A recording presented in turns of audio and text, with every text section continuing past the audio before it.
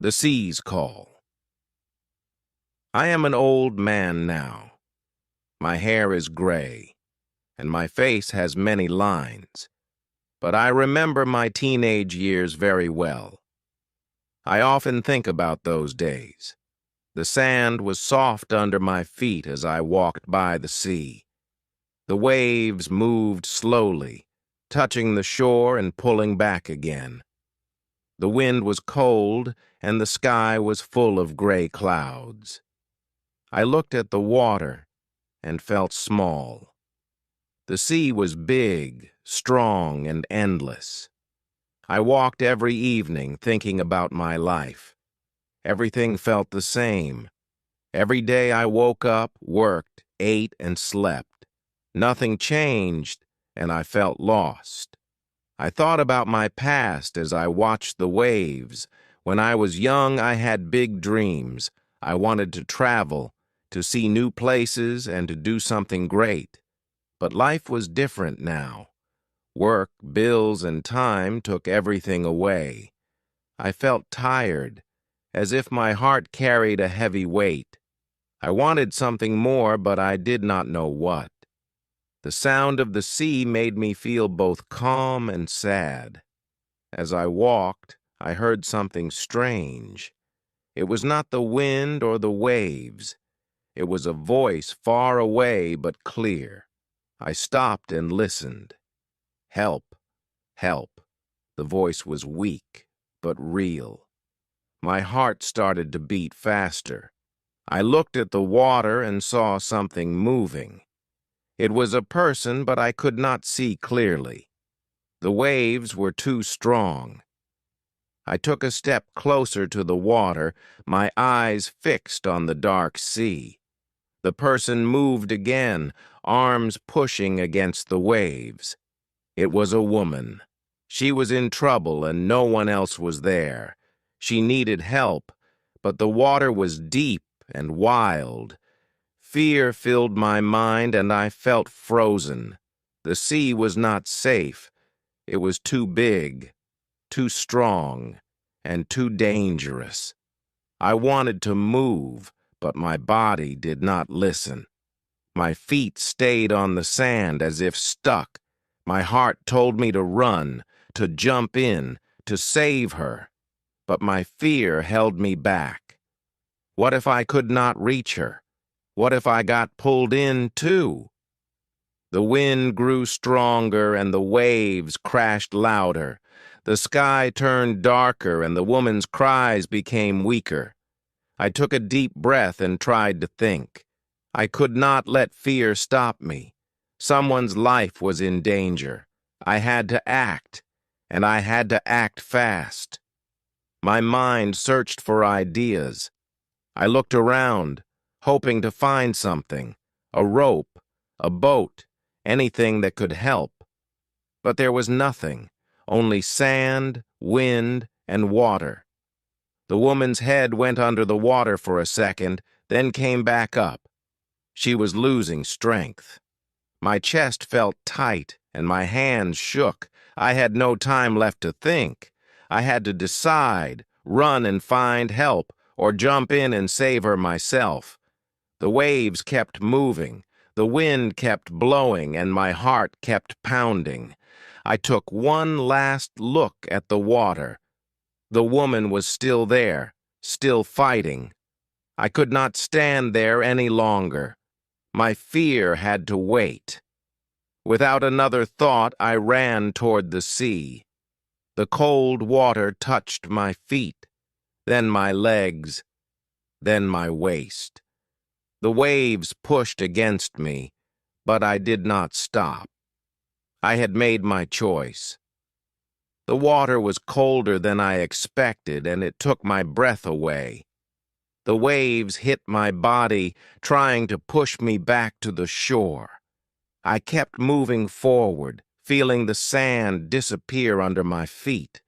My legs struggled as the water rose higher. The woman was still far away, her arms splashing weakly. I had to reach her before it was too late. My heart pounded, and my hands shook, but I did not stop. I swam as fast as I could, but the waves made it hard. Every time I moved forward, the water pulled me back. The wind was loud and the sky was darker now. I could barely hear the woman's voice. She was losing strength and I was running out of time. My arms felt heavy and my breaths were short. I pushed forward, ignoring the pain in my muscles. Nothing else mattered except saving her. The distance between us grew smaller, but so did my energy. My body screamed for rest, but I refused to stop. The woman's head disappeared under the water, and fear gripped my heart. I took a deep breath and dived under. The water was dark and endless. I could not see her clearly, but I reached out, hoping to find her. My fingers touched something soft. It was her arm. I grabbed it and pulled hard. She was unconscious, her body limp in the water. My chest tightened, but I had no time to think. I wrapped my arm around her and kicked upward with all my strength.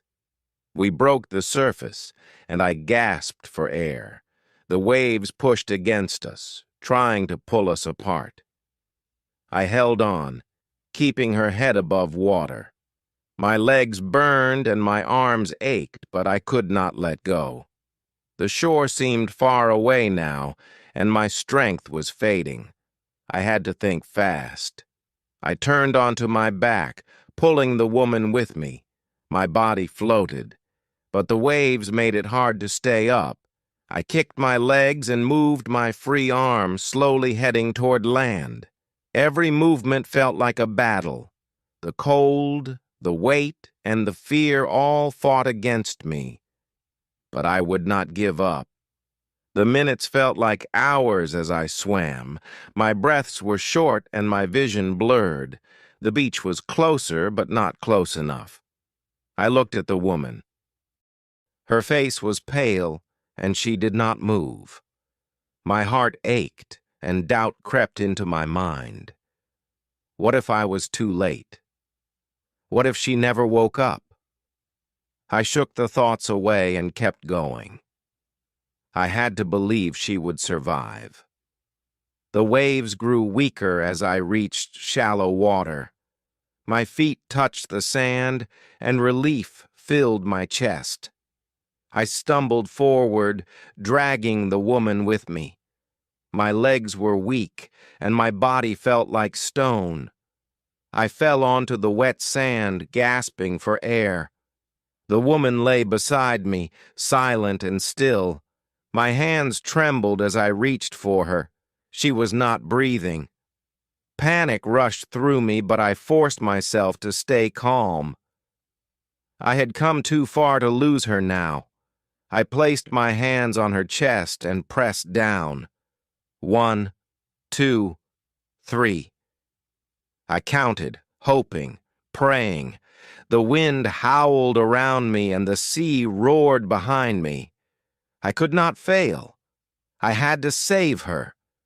I kept pressing on her chest, counting in my head. My hands shook, but I did not stop. The woman's face was pale and her lips were blue. The wind blew against my skin, cold and sharp. My breath was heavy, and my heart pounded in my chest. I leaned down and listened. There was no sound, no breath, no movement. Fear filled my mind, but I refused to give up. I tilted her head back and took a deep breath. Then I pressed my lips to hers and breathed out. Her chest rose slightly, then fell again.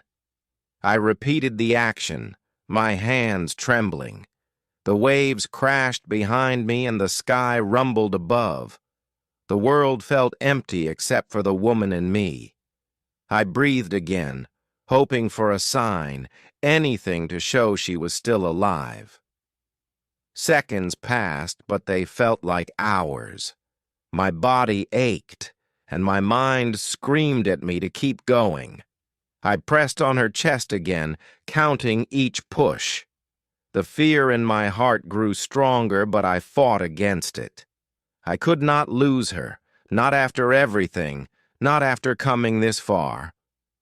My arms were weak, but I forced them to move. 1, 2, 3, breathe. Then suddenly she gasped. It was soft at first, barely a sound. Then she coughed, her body shaking under my hands. Water spilled from her mouth, and she struggled to breathe.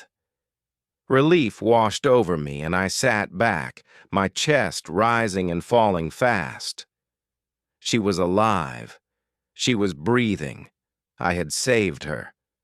My body felt lighter, but my heart was still racing. The woman opened her eyes slowly. They were filled with confusion and fear. She tried to speak, but only a weak sound came out. I could see the exhaustion in her face, the way her body trembled. She had been so close to death. I wanted to tell her she was safe, but no words came. I only watched as she lay there, staring at the sky. The wind grew stronger, and the waves crashed loudly. The storm was coming. I had not noticed it before, but now I saw the dark clouds covering the sky. The sea looked angry, wild, and restless. I had to get us away from the water. I reached for the woman, but she was too weak to move. I took a deep breath and prepared myself to help her again. Slowly, I pulled her up, her body heavy against mine. My legs were weak and my arms shook, but I kept going. The sand was wet and cold under my hands. Every step felt heavy, but I refused to stop. The woman leaned against me, her breath short and uneven. I could feel her heart beating fast, like a bird trapped in a cage. The beach was empty, and the world felt silent. Only the wind and the sea made noise. I looked around, searching for help, but there was no one.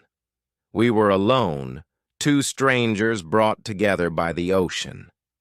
My body ached, and my mind was tired, but I knew one thing. I could not leave her. I had saved her life, and now I had to make sure she stayed alive. The woman's body was weak, and she could barely stand.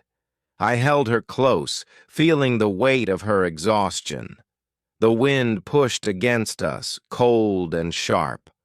My legs trembled, but I forced myself to keep moving. The sand made each step harder, but I could not stop now. The storm was coming, and we needed shelter. I looked ahead, searching for a safe place. There was nothing but the endless beach. I took a deep breath and focused. There had to be something, some way to get help. My clothes were wet and heavy, sticking to my skin. My hands were cold and my muscles ached. The woman coughed, a weak sound in the loud wind. Her breathing was slow, but she was still alive. That was all that mattered. I tightened my grip on her arm, making sure she would not fall. The sky grew darker, and the first drops of rain touched my face. The storm was moving fast, faster than I expected. I felt panic rise inside me, but I pushed it away. Fear would not help us now. I had to stay strong. I had to keep moving. My eyes searched the horizon, looking for lights, houses, anything. The beach felt endless, stretching far in both directions. Then, in the distance, I saw something. A small wooden hut stood near the edge of the sand. It looked old and abandoned, but it was our only chance. I turned to the woman, but she barely reacted. Her eyes were half closed and her body was limp. She was losing strength, and I had little time. I gritted my teeth and took another step forward, pulling her with me. Each step felt heavier than the last. The rain grew stronger, falling in cold sheets. The wind howled, pushing against my body. The hut was close now, only a few meters away. I felt my heart race with hope. If we could reach it, we could rest. I could check her injuries. I could think. I pushed forward, ignoring the pain in my legs. Finally, we reached the hut. I let go of the woman for a moment and pushed the door open. It creaked loudly, but it was unlocked. The inside was dark and dusty, but it was dry. I turned back and pulled her inside, closing the door against the storm. The wind screamed outside, but in here it was quiet. I let out a shaky breath, feeling a small sense of relief. I helped the woman sit on the floor, her back against the wooden wall. Her breathing was uneven, but she was awake. I could see the exhaustion in her eyes. She had been through so much, but she was still here. I sat beside her, my body aching from the cold and effort. My hands shook as I ran them through my wet hair. The reality of everything hit me at once. The storm raged outside, rain pounding against the walls.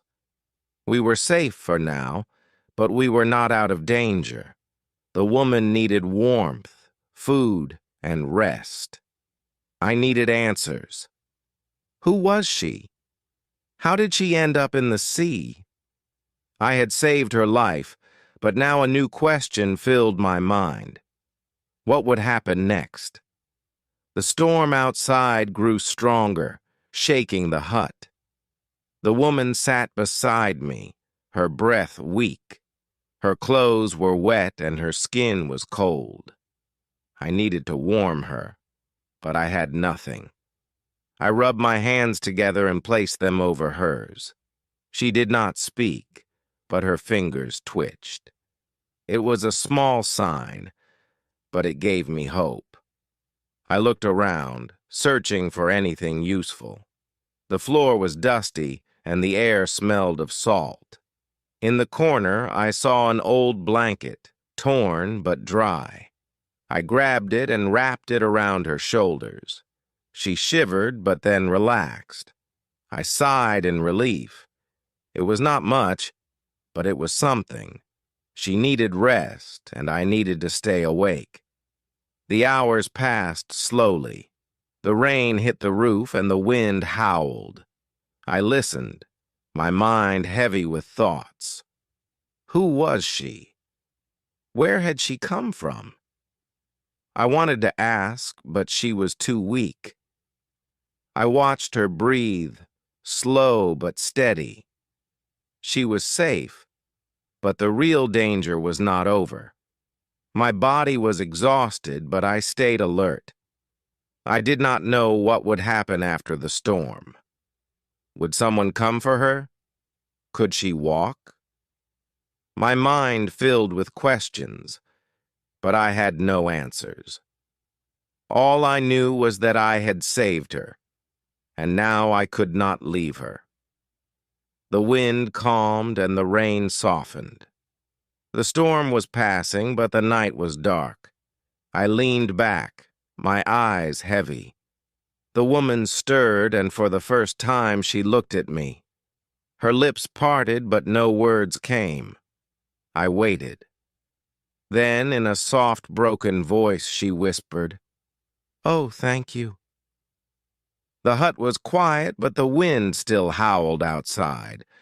The woman sat against the wall, her breathing slow.